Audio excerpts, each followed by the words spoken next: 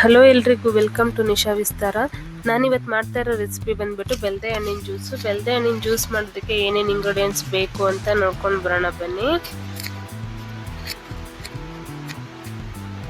ನಾನಿಲ್ಲಿ ಒಂದು ಬೆಲ್ದೆ ಹಣ್ಣನ್ನು ತೊಗೊಂಡಿದ್ದೀನಿ.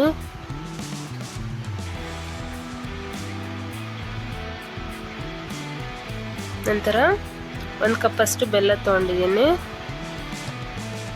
ಮತ್ತು ಏಲಕ್ಕಿ ಪೌಡರು ಸ್ವಲ್ಪ, ಮತ್ತು ಸ್ವಲ್ಪ ನೀರು ಬೇಕಾಗುತ್ತೆ. ಇದಿಷ್ಟು ಬೆಲ್ದೆ ಹಣ್ಣಿನ ಜ್ಯೂಸ್ ಮಾಡೋದಕ್ಕೆ ಬೇಕಾಗಿರೋ ಇಂಗ್ರೀಡಿಯೆಂಟ್ಸು. ತುಂಬ ಸಿಂಪಲ್ಲು, ತುಂಬ ಟೇಸ್ಟಿಯಾಗಿರುತ್ತೆ, ಅಷ್ಟೇ ಹೆಲ್ತ್ ಬೆನಿಫಿಟ್ಸ್ ಕೂಡ ಇದೆ. ಸೊ ಮಾಡೋದು ಹೇಗೆ ಅಂತ ನೋಡೋಣ. ಮೊದಲಿಗೆ ಒಂದು ಮಿಕ್ಸರ್ ಜಾರ್ ತೊಗೊಂಡು ಜಾರಿಗೆ ನಾನಿಲ್ಲಿ ಬೆಲ್ದೆ ಹಣ್ಣನ್ನು ಹಾಕ್ಕೊಳ್ತಾ ಇದ್ದೀನಿ.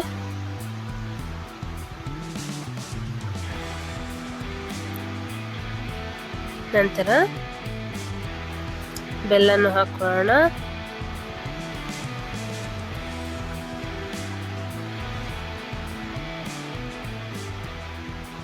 ಮತ್ತು ಏಲಕ್ಕಿ ಪೌಡರು,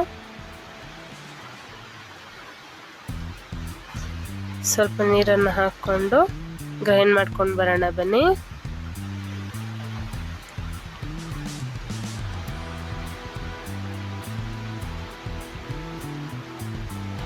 ಇದೀಗ ಬೆಲ್ದೆ ಹಣ್ಣಿನ ಜ್ಯೂಸ್ ರೆಡಿಯಾಗಿದೆ. ಸರ್ವ್ ಮಾಡ್ಕೊಳ್ಳೋಣ.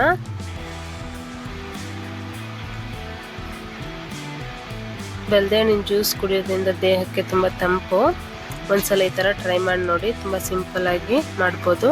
ನಾನು ಮಾಡಿರೋ ವಿಡಿಯೋ ಇಷ್ಟ ಆಗಿದ್ರೆ ಪ್ಲೀಸ್ ಲೈಕ್ ಮಾಡಿ, ಶೇರ್ ಮಾಡಿ. ನೀವೇನಾದರೂ ನನ್ನ ಚಾನಲನ್ನು ಹೊಸದಾಗಿ ನೋಡ್ತಾ ಇದ್ದರೆ ಸಬ್ಸ್ಕ್ರೈಬ್ ಮಾಡಿಕೊಂಡು ಸಪೋರ್ಟ್ ಮಾಡಿ. Thank you.